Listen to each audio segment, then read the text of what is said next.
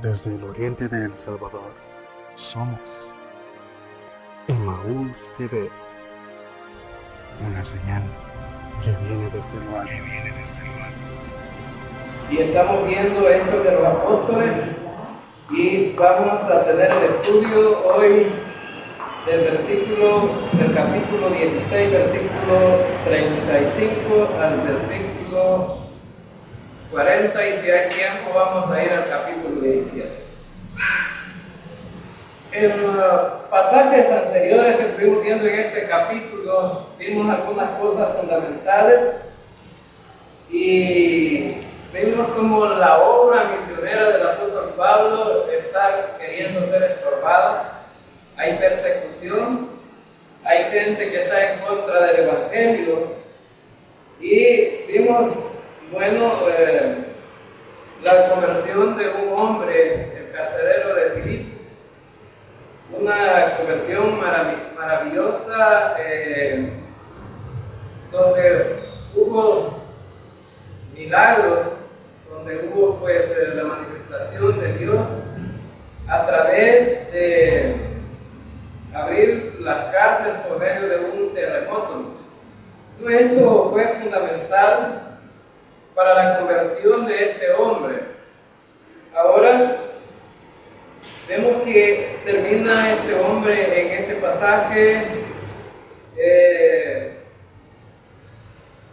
toda su familia y él terminan convertidos, son bautizados, y hay una alegría, ¿no?, en esa familia. Y hay una promesa que está ahí en ese pasaje, es que Dios a través del Evangelio va a salvar a toda la familia. Cree tú y serás salvo tú y toda tu casa. Ahora vemos que este hombre no solamente se salvó, sino que ayudó también a los apóstoles. Este hombre fue el que lavó las heridas de los apóstoles, y él fue lavado con la sangre preciosa de Cristo Jesús, pues el problema del pecado. Él les dio de comer a los apóstoles y él comió un rico manjar que fue el Evangelio.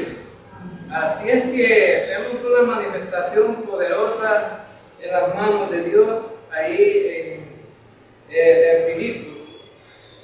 Y luego pues vemos aquí que había la oposición, gente que no estaba de acuerdo con ellos, y vemos ahí en el versículo 35 en adelante que dice: cuando fue de día, los magistrados enviaron alguaciles a decir: suelta a aquellos hombres.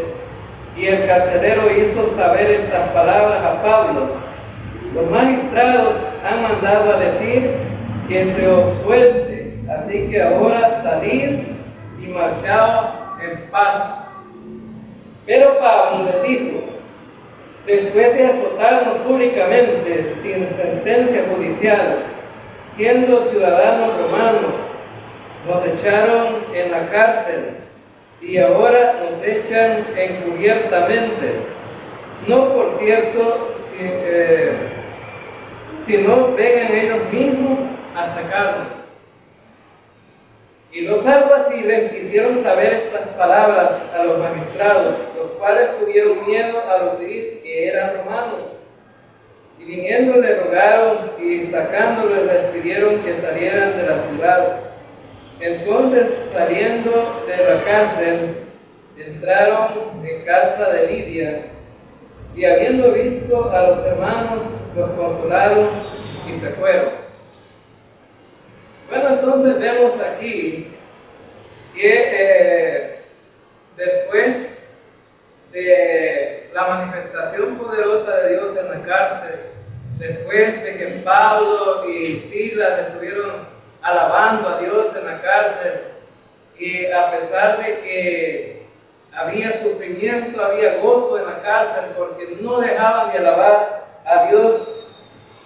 Y bueno, vemos aquí que estos hombres dijeron, bueno, ha habido una manifestación poderosa de Dios ahí. No lo podemos negar ni lo podemos ocultar. Y es una manifestación de Dios porque todo lo que ocurrió en la cárcel, no fuera de la cárcel. Y vemos que a lo mejor ellos se pusieron a pensar, bueno, la gente puede tomar partido y seguir a estos hombres, mejor saquémoslos de la cárcel y dejémoslos ir. Ahora entonces vemos aquí que cuando mandan a los lictores, o sea, aquí dice que los alguaciles, la palabra correcta es lictores, es que eran los ayudantes de los pretores. Entonces los pretores eran los magistrados, alguaciles y magistrados lo estamos viendo en español, pero en el griego es lictores y pretores. Ahora, ellos mandaron a decir que podían irse, pero Pablo no quiso irse así nomás. Algunos han criticado a Pablo dijeron, se le salió la vieja naturaleza a Pablo que ahora está molesto y no se quiere ir. Algunos han pensado, bueno, entonces hasta los mejores creyentes no fallan porque Pablo estaba como un necio ahí. Mas sin embargo, no era eso. No era ninguna de esas cosas. Ahora pensemos en algo. Dice aquí el versículo que cuando fue de día, ¿a qué hora lo metieron preso, hermanos? En la noche. Ahora, y lo metieron preso, solamente estaban los magistrados, pues estaba todo el populacho ahí, pues estaba toda la gente. Habían hecho un alboroto ahí con la gente y dijeron, metamos los presos, los metieron con una vara y después los metieron ahí con el cepo puesto, no en la cárcel. Ahora, pero en la mañana dijeron, saquémoslos y que se vayan. Toda la gente vio cuando los metieron presos. Para la gente, ¿quién era Pablo y Silas? Era un delincuente. Cuando los metieron a la cárcel, dijeron que este hombre andaba trastornando al mundo, que era un revolucionario, porque estaba cambiando las cosas que ya estaban establecidas en la cultura de ellos y que estaba también en contra de la política del gobierno. Entonces habían acusaciones ahí que, bueno, entonces los metieron como gente que había instituido la ley. Pero ¿qué era lo que realmente había hecho Pablo? Simplemente predicar la palabra de Dios. Ahora, entonces, para Pablo, su reacción era correcta, de no quererse ir, así nada más, que le digan andate. Recuerden que Pablo era también un ciudadano romano. Algunos escritores han dicho que Pablo estaba defendiendo más la ciudadanía romana que la ciudadanía de Israel, pero no era cierto tampoco. Aunque era romano, él dijo, yo soy un ciudadano romano, y estaba correcto al decir que no le habían hecho ningún juicio y que lo habían metido preso de una forma ilegal, porque él era un romano. Ahora entonces, y él dijo, bueno, no me voy así nomás, que vengan los pretores o vengan los magistrados a sacarnos personalmente ellos, porque si se iba Pablo así nomás, la iglesia que había como resultado allí en Filipos iba a sufrir las consecuencias a futuro. Iban a decir que eran seguidores de maleantes. Ahora entonces, por eso Pablo dice que vengan ellos para que vea toda la gente que nos dio que nos metieron a la cárcel, para que vea toda la gente que también nos sacan porque somos inocentes. Ahora entonces, ¿y qué de bueno tiene esto? Bueno, la obra del Señor, hermanos, tiene que tener mucho cuidado en cuanto al testimonio. Si la iglesia nace con un mal testimonio, todo el mundo va a hablar en contra de la iglesia.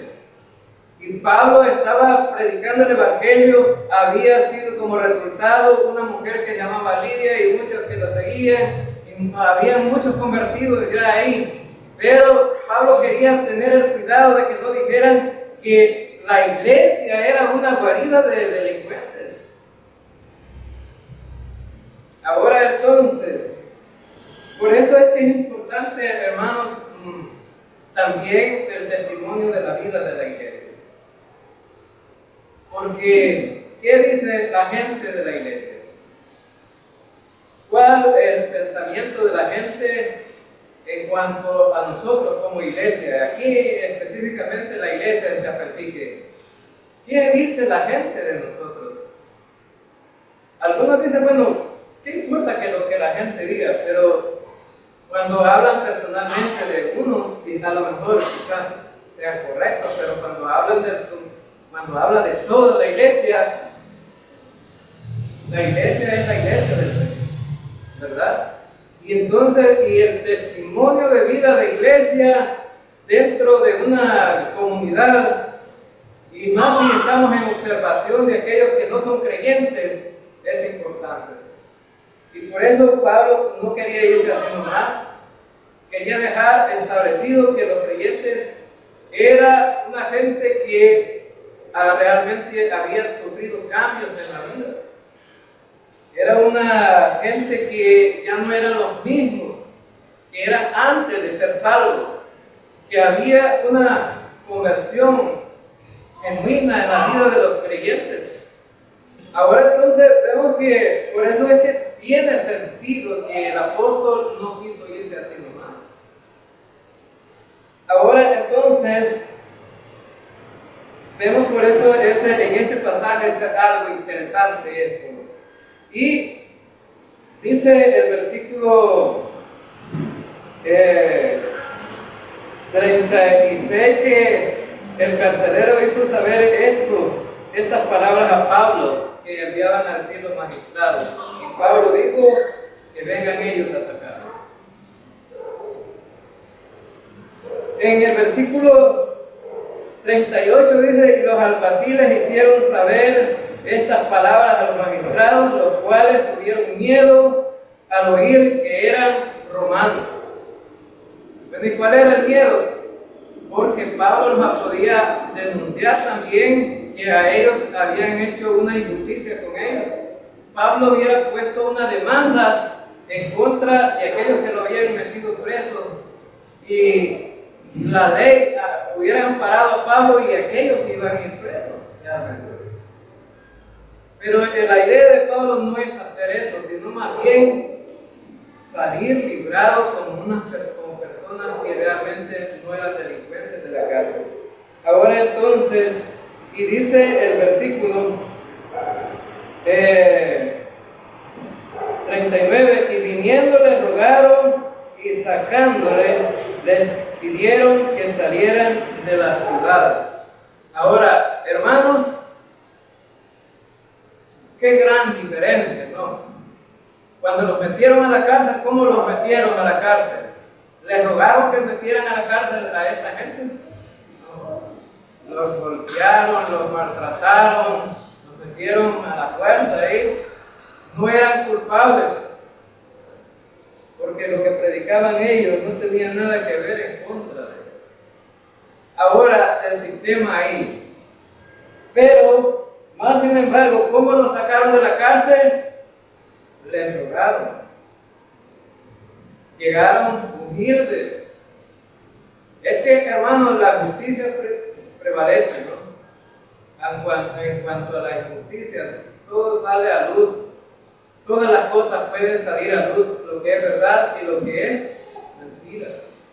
Y aquí vemos que ellos llegaron rogándoles y les pidieron que salieran de la ciudad. Ahora entonces la salida de la cárcel hace la diferencia de estos creyentes. La forma como querían sacarlos no era la forma adecuada. Y vemos el versículo 40. Entonces, saliendo de la cárcel, entraron en casa de Lidia y habiendo visto a los hermanos, los consolaron y se fueron. Ahora entonces vemos que aquí en este versículo 40 hay lecciones importantes para la iglesia, para los creyentes. Ahora, si a ustedes lo hubieran metido presos, hermanos, en un lugar y los acaban de la cárcel, ¿cómo hubieran salido? ¿A la carrera o se hubieran quedado un tiempo más ahí? Ellos les dijeron, váyanse de la ciudad, y salieron inmediatamente ellos de la ciudad. No. Dice que fueron a visitar a los creyentes que ya estaban convertidos ahí. Ahora, era importante esto porque Pablo quería confirmar a esos creyentes. Recuerden que en los estudios pasados vimos algo de la confirmación en cuanto a la fe de los creyentes. Ahora Pablo da por hecho de que estos hermanos a lo mejor tenían miedo, que cómo había comenzado la iglesia y había comenzado en una manera muy difícil. Ahora entonces vemos aquí que él dice que fueron y entraron en la casa de Lidia. Lidia era un ejemplo de creyente en ese lugar, porque recuerden que Lidia fue una de las primeras convertidas ahí, y ellos dijeron, si ustedes creen que somos dignos del evangelio, quédense con nosotros aquí en la casa. Y a lo mejor ahí alabaron a Dios y hicieron culto, ¿verdad?, con los hermanos. De esa gente queremos aquí en la iglesia, igual que Lidia, ¿verdad?, que ofrendan lo que tienen para alabar a Dios. Dejan su casa. Hoy en este año vamos a ir a la casa de todos. Ojalá que estén con esa buena disposición de la que dijo Josué, ¿verdad? ¿Cómo dijo Josué cuando estaba dando algunos consejos al pueblo de Israel? Yo no sé a ustedes, dijo Josué, pero mi casa y yo serviremos a Jehová. Pero Josué les había dado un consejo muy bueno al pueblo de Israel para entrar a la tierra prometida, y él dice, nosotros serviremos a Jehová. Ahora, esa debe de ser también, aunque esto fue un llamado para Israel, eso debe ser el llamado para la iglesia también. La iglesia debe de tener el corazón abierto, pero también con el corazón abierto debe estar las puertas de las casas abiertas también para alabar a Dios. Porque es importante. Ahora nosotros, fíjense que nos invitaron, una familia nos invitó, vamos al río. Y bueno, nosotros teníamos otros planes para este día, ¿verdad? Es una familia de la iglesia que nos invita, necesitamos tener comunión con ellos, hablar con ellos, que se sientan en confianza, y nos invitaron al río, como unas 3 horas estuvimos ahí. Y ojalá que la vida de la iglesia así sea, que aprendamos a estar en comunión como familia. Ahora entonces en la vida de la iglesia es importante, fundamental, que haya esa empatía. Hermanos, Lidia era una mujer así. La familia de Lidia estaba dispuesta, y los recursos y todo de Lidia, ¿no? Era una mujer rica, una mujer que tenía dinero, pero que amaba el Evangelio también.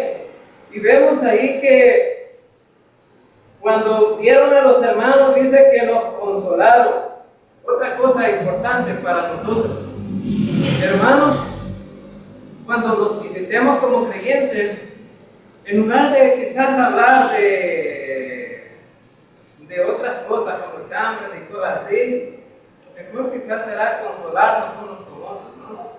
Hablar de cómo el Señor ha hecho la obra en nuestras vidas y cómo el Señor nos está sacando adelante y cómo el Señor nos lleva por un camino que es bajo la soberanía de Él, porque nosotros como humanos no sabemos realmente cómo Dios nos lleva, nos va a ir llevando, porque nosotros somos limitados de pensamiento, pero Dios sí sabe cómo nos lleva, ¿verdad? Y una cosa sí estoy seguro, que como Dios nos lleva es la manera correcta. Amén, hermanos.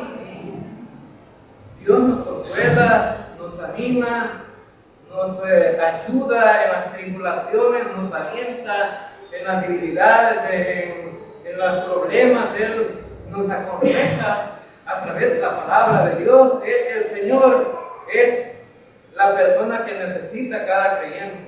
Pero nosotros también, como ejemplo de Dios, tomando el ejemplo de Dios, debemos de aprender a consolar a los demás también. A veces somos muy buenos para regañar a otros, ¿verdad? Pero no para consolarlos. Yo creo que tiene que haber un equilibrio. Es bueno regañar a otros cuando vemos que su vida no va caminando bien, o aconsejarlo. Y bueno, lo ideal sería exhortarlo, porque la exhortación es bíblica y es cómo sacar del error a los creyentes. Ahora entonces vemos que el apóstol fue a consolar a los hermanos. A lo mejor aquí podemos especular tantas cosas que se dijeron ahí que no están escritas. Pero la consolación, a lo mejor Pablo leyó la palabra, a lo mejor les animó y estamos en momentos difíciles en que la iglesia está siendo establecida, hay persecución, pero no se desanimen, sigan adelante, porque la obra del Señor y el Señor va a sacar esta obra adelante porque es del Señor. Ahora entonces, esas iglesias surgieron, hermanos, en momentos difíciles.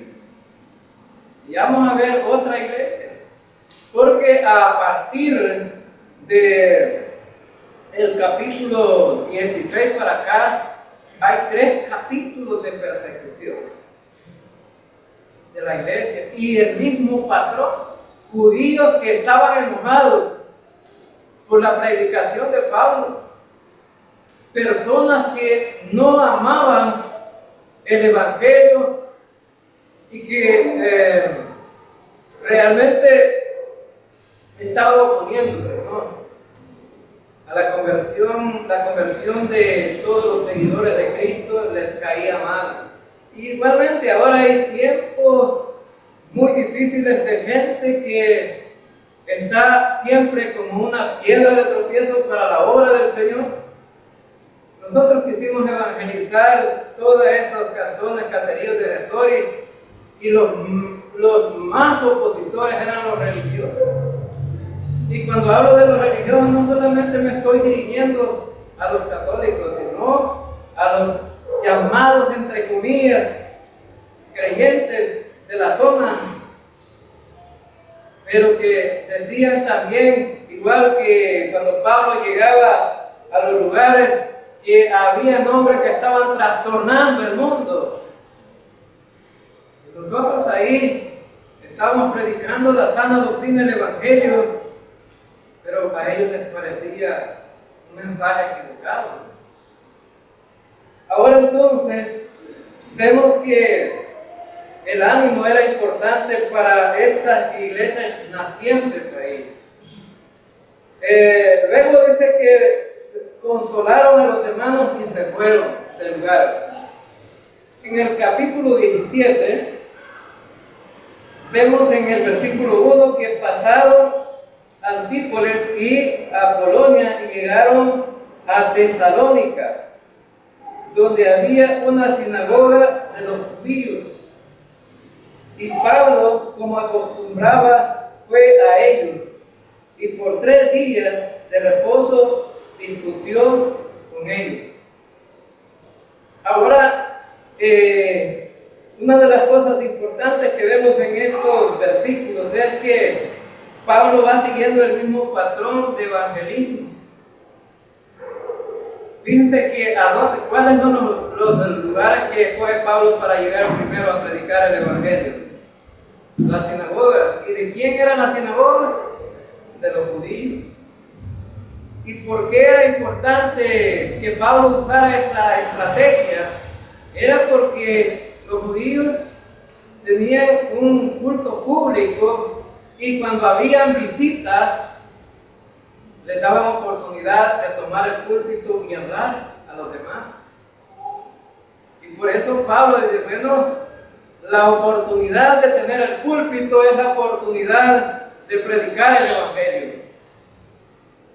Y esa era la oportunidad que inicialmente utilizaba Pablo en cualquier lugar que llegaba. Primero visitaba las sinagogas y predicaba a los judíos.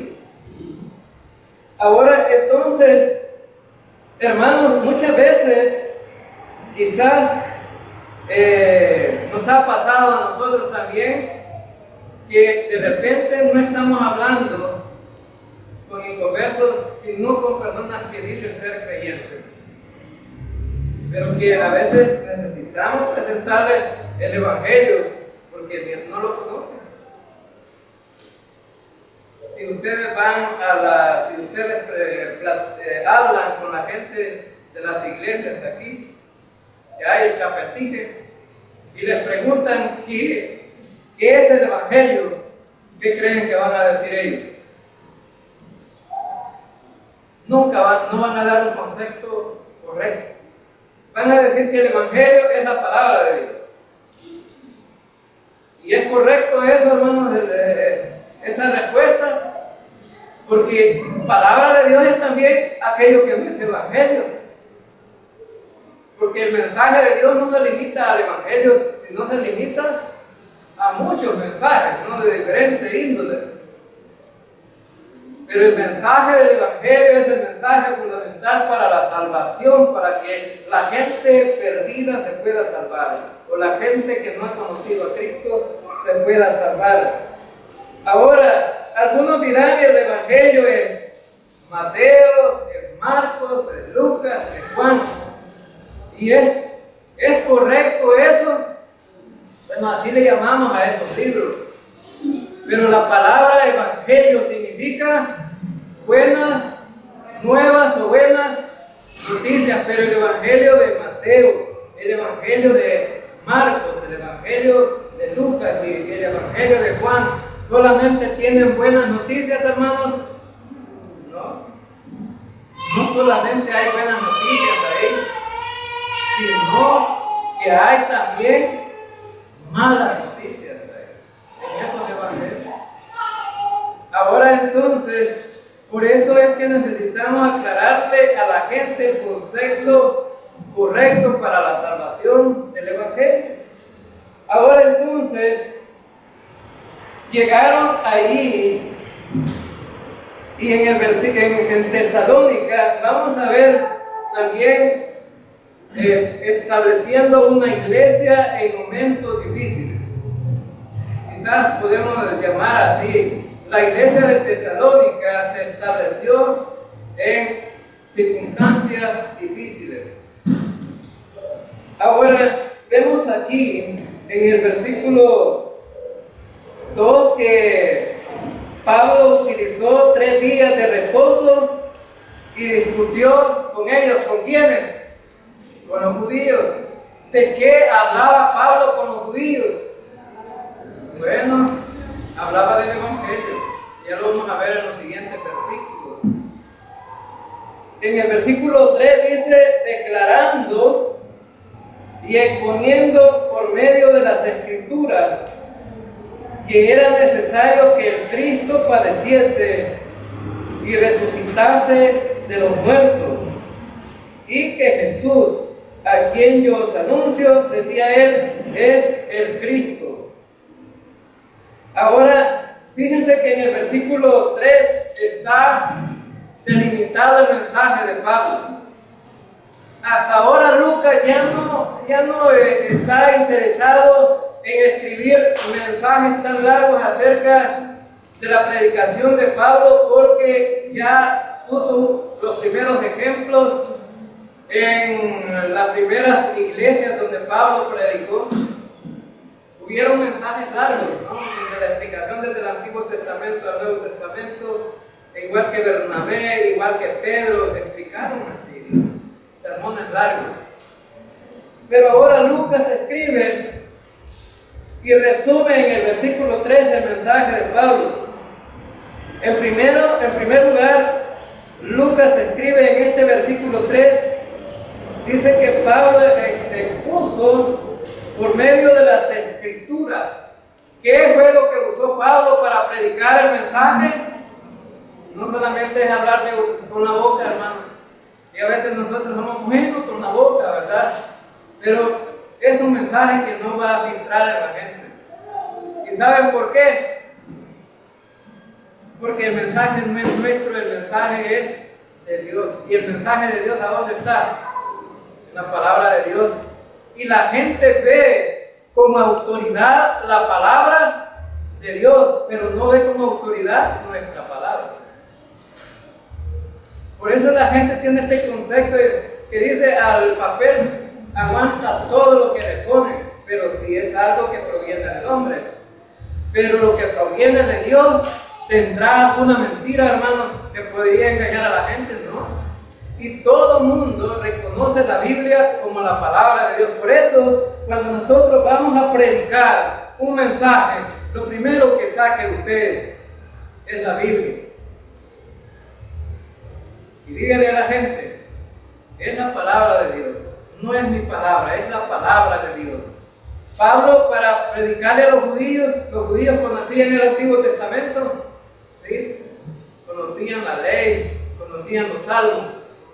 Y Pablo está citando, y conocían los profetas, y Pablo está citando la ley, los profetas y los salmos para referirse al sacrificio de Cristo.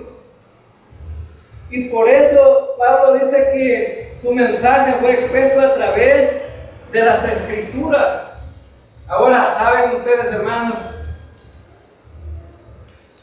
En el Antiguo Testamento algunos pasajes que hablan acerca del sacrificio de Cristo. Díganme algún pasaje que habla del sacrificio de Cristo en el Antiguo Testamento.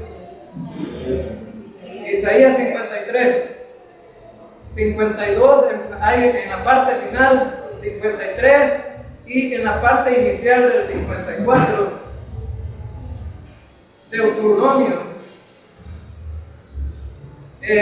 También en el capítulo 18 habla acerca de, va a levantar un profeta también, Dios, y que habla de Cristo, pero como profeta también, como sacerdote, y también habla también en el Salmo 22, habla del sufrimiento de Cristo. El Salmo 16, el Salmo 2, habla acerca del problema del sufrimiento de Cristo, es decir, que Pablo podía citar estas escrituras a los que escuchaban el mensaje y se enfocaban en Cristo. Ahora, entonces, vemos, hermanos, que es fundamental, entonces, tomar las escrituras, y por eso es importante que cuando vamos a hablar de Cristo y de la salvación, tengamos a la mano las citas bíblicas, por lo menos.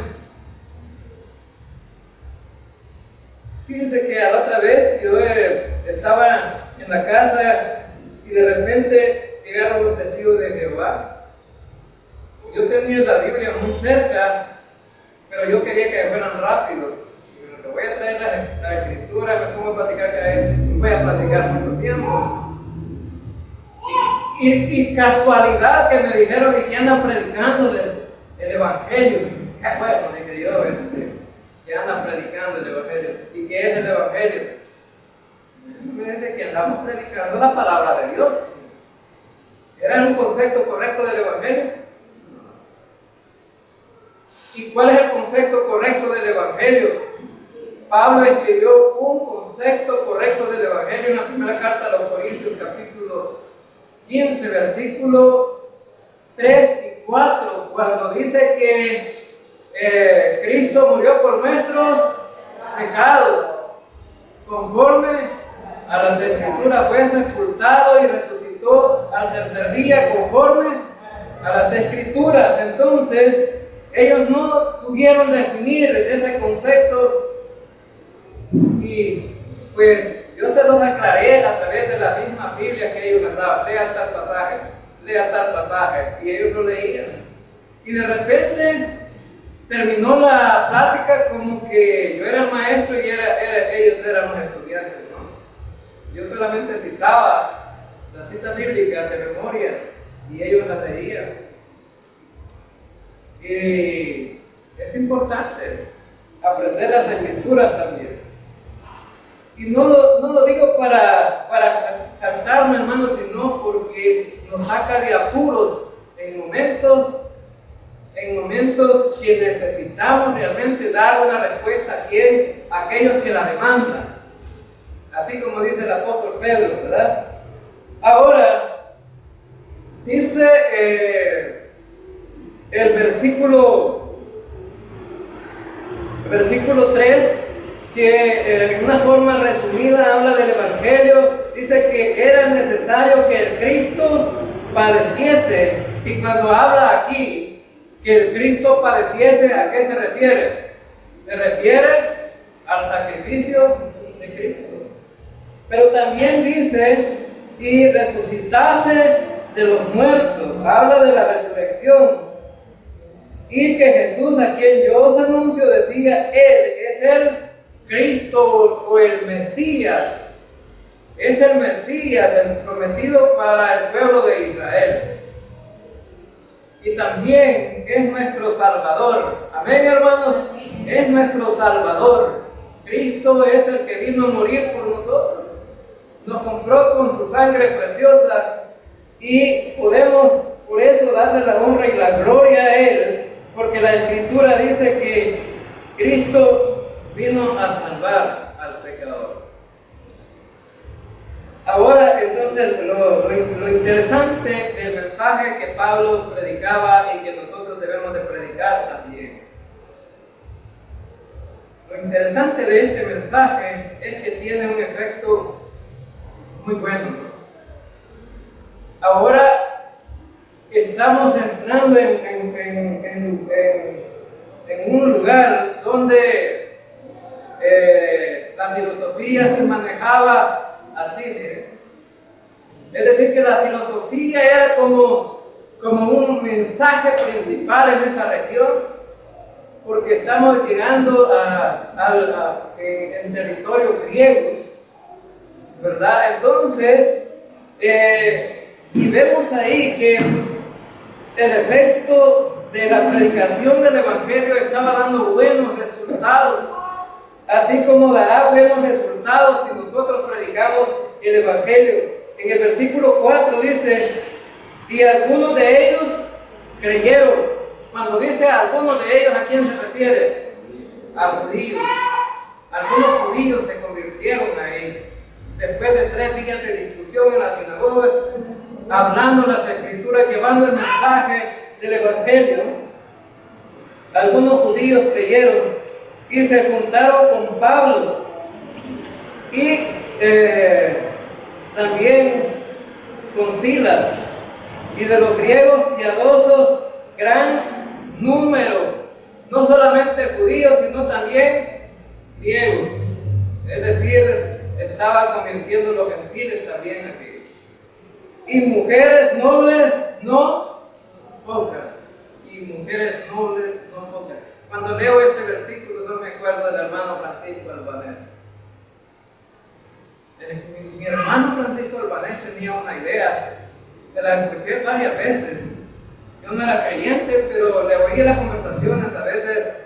libros del hermano Jorge. Yo estaba ahí y él llegaba y platicaba. Y decía, un pastor, decía él, es importante que le predique a todo el mundo, pero también el pastor debe de mirar también a los ricos para que se conviertan, para que den el Cristo para seguir la obra del Señor. Esa era la idea de él. Y decía, me le he pegado, dice, como una garrapata a una de unas mujeres de aquí de Chapeltique para que se convierta al Señor, decía él. ¿No saben quién era la hermana? La hermana de Elvira. La hermana de Elvira de Portillo. Ella vivía en Portillo al templo católico y ella decía, quiero que esa mujer se convierta en toda su familia, los que tienen dinero, los que tienen vacas. Y los que tienen dinero y tienen vacas, dan para la obra. Eso no es tan cierto, hermano. Porque quien saca la obra adelante, ¿quiénes son? Los pobres, los que no tienen nada. Sí, fíjense que ¿cuántos de nosotros somos ricos aquí? Nadie. Aunque el concepto que tienen en esta comunidad de Chapeltique es que los bautistas son los ricos del pueblo. Sí, porque ayer decía un tío político, allí no quisiera ir porque allí son los ricos, ¿verdad? Él quería congregarse. Yo lo animé últimamente 2 veces, le dije que no se congrega con nosotros, porque él se estaba congregando en otra iglesia y me dijo, ya no me gusta ir, porque están predicando doctrinas falsas. Yo no soy muy letrado, no soy muy estudioso de la Biblia, pero estaba citando el pastor un versículo que no lo dijo Pedro, sino que lo dijo Juan. Hermano, es algo que debemos estar atentos los predicadores también, porque aún hasta los hermanos más humildes y menos estudiosos saben cuando nos equivocamos, porque los creyentes aprenden la palabra de Dios. Ahora, entonces él decía, ¿cómo es posible de que este hombre está diciendo lo que dijo un hombre que no lo dijo realmente? Y estaba diciendo cosas que no están en la Biblia. Pues entonces, vemos, hermanos, que muchas veces quienes sacan la obra hacia adelante no son los ricos, son aquellos que realmente han descubierto que el Señor es nuestro Salvador y en respuesta al favor inmerecido que el Señor ha dado a cada creyente, debemos también nosotros en gratitud responder al Señor. Amén, hermanos.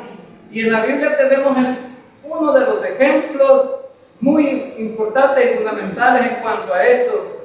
Una iglesia de Acaya. Los hermanos eran los más pobres, pero querían mandar una ofrenda para Jerusalén.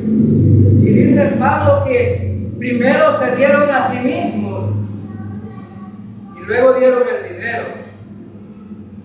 Y los historiadores dicen que esa iglesia empeñaron días de trabajo para mandar el dinero para Jerusalén. Es decir, que fueron a pedir dinero adelantado por trabajo para mandar a ofrenda, es decir, que empeñaron su trabajo. Por eso dice que se dieron a sí mismos. Ahora entonces, vemos que la gratitud nuestra debe ser una respuesta en el servicio del Señor y en la adoración en todas las áreas de la vida de los creyentes. En el verso 4 dice que griegos piadosos, y mujeres nobles, no pocas, es decir, mujeres que tenían dinero, tenían partido también. Lidia era una de Filipos, ahora es en Tesalónica que la gente se está convirtiendo. Ahora, en el versículo 5 dice entonces, los judíos que no creían, teniendo celos, tomaron consigo algunos ociosos, hombres malos, y juntando alguna turba, alborotaron la ciudad y asaltaron la casa de Jasón procuraban sacarlo al pueblo, pero no hallándolo, trajeron a Jasón y algunos hermanos ante las autoridades de la ciudad, gritando: estos que trastornan el mundo entero también han venido acá. Bueno, hermanos, este pasaje es un pasaje que siempre me ha llamado la atención, y es uno de los pasajes que más me anima a mí para poder hacer el evangelismo. Ahora, una gente puede pasar por un lugar y no dejar ninguna huella, no dejar ninguna huella. Pasó y nadie tiene recuerdos que pasó de él. Nadie le quedó un recuerdo que pasó por ahí. Ahora, pero veamos cómo cuando pasaba Pablo y Silas, dice que los judíos que estaban celosos los agarraron y bueno, les echaron el populacho, es decir, la turba, ¿verdad? Fueron a recoger a la gente del mercado, la gente de la calle, gente mala, dice la Escritura. ¿Y qué hicieron? Se los tiraron en contra. ¿Y cuál era la acusación? ¿Cuál era la acusación? Bueno, dice en este versículo que estos odiosos hermanos se juntaron a una y alborotaron la ciudad, asaltando la casa de Jasón, procuraban sacarlos al pueblo. Es decir, miren, fueron a hacer una recogida de gente para sacar y para echárselos al pueblo. ¿Cuál era la idea de ellos? No, una turba puede matar gente, ¿no?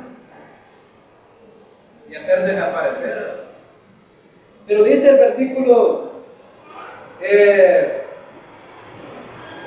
también dice el versículo 6, pero no hallándolo trajeron a Jasón y a algunos hermanos ante las autoridades de la ciudad, gritando: estos que trastornan el mundo entero también han venido acá. Qué bueno, hermanos, que podemos trastornar al mundo. Amén, hermanos. Podemos trastornar al mundo, pero no con cosas malas, sino con el Evangelio. El Evangelio es una forma de vida para gente que está dispuesta a tener una transformación, ¿verdad? Y tener cambios por medio de ese mensaje que tiene poder en la vida de los creyentes. Pablo dijo que no se avergonzaba del Evangelio porque era poder de Dios para salvación. Ahora, qué bueno que a través de la predicación nos puedan llamar los que trastornan el mundo, pero trastornamos el mundo no para que el mundo perezca, sino para que el mundo se salve, para que pueda ir para que pueda gozar de la salvación y la vida eterna que Dios ofrece al pecador. Nuestro trastorno en el mundo son las cosas positivas que los creyentes pueden tener y hacen la diferencia en cuanto al mundo. Nosotros somos como luminares en el mundo, dice la Escritura. Y un luminar en el mundo es algo que se echa de ver, se nota, ¿no? Se nota. ¿No creen ustedes que el sol y la luna se pueden notar allá en el cielo, en lo oscuro? O en la claridad cuando sale el sol. ¿Se nota? ¿Sí o no? Son luminares. Ahora, quiere decir entonces que la vida de los creyentes deben de hacer la diferencia en el mundo. Deben de vernos a nosotros como gente diferente, no como gente del populacho o como la gente cualquiera que vive su vida cristiana como que no fuera cristiano. No es así. Ahora, y vemos que estos habían llegado ahí y trastornaban al mundo, pero ahora este trastorno, esta predicación del Evangelio, esto que estaba llamando a mucha gente a convertirse, lo convierten en una acusación política.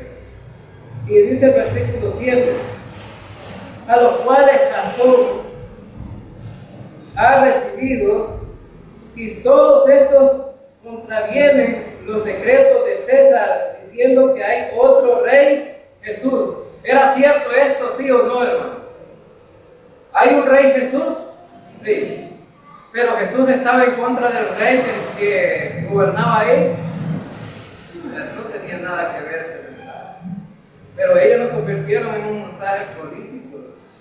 Ahora, este Jesús que estaba predicando ellos era el Salvador, el que cambiaba la vida de los seres humanos. Ahora, y el versículo 8 dice que alborotaron al pueblo y a las autoridades de la ciudad oyendo estas cosas. Pero tenía fianza de Jasón. Jasón era de Tesalónica, era del lugar, era conocido. Jasón era muy conocido en el lugar. Y dice que las autoridades le pidieron una fianza, el versículo 9, pero obtenía la fianza de Jasón y de los demás los soltaron. ¿Por qué? No tenía ninguna justificación para mantenerlos presos. Pablo y Silas no estaban ahí. Los hermanos a lo mejor se dieron cuenta del alboroto y lo sacaron, ¿verdad? Pablo, tienes que irte. Silas, vete también, porque aquí está mala la cosa. Más sin embargo, vemos que dice el versículo. Dice en el versículo 10, inmediatamente los hermanos enviaron de noche a Pablo y a Silas hasta Berea. Y ellos, habiendo llegado, entraron en la sinagoga de los judíos. Ahora, hermanos, otra vez se repite, ¿a dónde llegó Pablo? A la sinagoga de los judíos. ¿A dónde estaba Pablo hoy? En Berea, otro lugar donde iban a predicar el evangelio. Pero solamente, no tengo como 10 minutos de ir para hablar de Berea. Y dice el versículo 11, y estos eran más nobles que los que estaban en Tesalónica. Estos eran más nobles que los que estaban en Tesalónica. ¿Cómo eran los que estaban en Tesalónica? Revoltosos, peleoneros, y como cuando vemos las películas de Cantinflas, ¿verdad? Que Cantinflas es un montonero, dice Cantinflas, ¿no? Ahora, vemos aquí, vamos a la carta de Tesalónica, porque es que Lucas escribe esto, vamos a la primera carta de Tesalónica. Me gustaría leer unos 3 versículos ahí en el capítulo 2. Miren cómo fue la cosa ahí en Tesalónica. No fue nada fácil. En la primera carta de Tesalónica, capítulo 2, versículo, dice en el capítulo 2,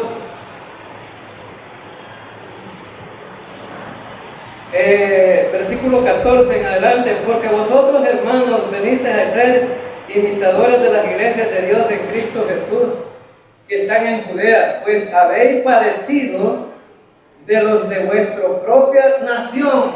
¿A quién se refiere? A judíos que maltrataban a los creyentes judíos, las mismas cosas que ellos padecieron de los judíos, los cuales mataron al Señor Jesús y a sus propios profetas, y a nosotros nos expulsaron y no agradan a Dios y se oponen a todos los hombres, impidiéndonos hablar a los gentiles para que estos se salven. Así forman ellos siempre la medida de sus pecados, pues vino sobre ellos la ira hasta el extremo. Versículo 17, pero nosotros, hermanos, separados de vosotros por un poco de tiempo de vista, pero no de corazón, tanto más procuramos con mucho deseo ver vuestro rostro. Aquí Pablo está escribiendo el deseo de volver a ver a los tesalonicenses, pero ¿qué es lo que está hablando ahí? El sufrimiento que ellos padecieron por ser creyentes. Y por eso es que dice que los de Tesalónica no eran tan nobles, porque perseguían a los hermanos. Versículo 11 dice: y estos eran más nobles que los que estaban en Tesalónica, recibieron la palabra con toda solicitud, escudriñando cada día las escrituras para ver si estas cosas eran así. Algo importante en este versículo no es el hecho de que los hermanos de Berea estaban pasivos ahí oyendo el mensaje de Pablo, sino más bien toda la iglesia del Señor debía de ser como los hermanos de Berea, escudriñar las escrituras para ver si los que estamos predicando enfrente estamos diciendo la verdad de la palabra. Los hermanos de Berea le dijeron a Pablo: vamos a comparar la escritura con lo que tú dices. Y eso es lo que todo creyente debe de hacer en cuanto a los predicadores, en cuanto a aquellos que predican un mensaje. Los creyentes deben de estar diestros con la palabra de Dios para ver si el mensaje es correcto o es equivocado. ¿Cómo sabemos nosotros si hay falsa doctrina? Conociendo la verdadera doctrina. ¿Y cómo se conoce la verdadera doctrina? Estudiando la palabra de Dios, estudiando el mensaje de Dios. Bueno, podemos aprender que la obra del Señor nunca nadie la va a poder detener. Amén, hermanos. Aunque muchos se traten de detener la obra del Señor, nadie la va a detener. Ahora, entonces, vemos que también cosas que vemos es que el mensaje del Evangelio es un mensaje que tiene poder. La gente se convierte y se salva a través del Evangelio, no de otra predicación, porque mucha gente a lo mejor habla solamente del infierno, pero nunca habla del Evangelio. Y ese mensaje del infierno a veces hace que la gente vaya a la iglesia, pero no llegan convencidos que realmente son salvos. Ahora, muchos le llaman el mensaje del terror, pero nosotros predicamos el Evangelio. Si la gente no se salva, es porque realmente no quiere salvarse, porque el Evangelio es predicado. Y nosotros, hermanos, tengamos siempre presente que el mensaje que realmente debe de ser para aquellos que no son salvos es lo que Cristo hizo en la cruz. En la cruz del Calvario, ese sacrificio. Y esa sepultura y esa resurrección nos da la garantía de la salvación como un regalo que proviene de Dios y no de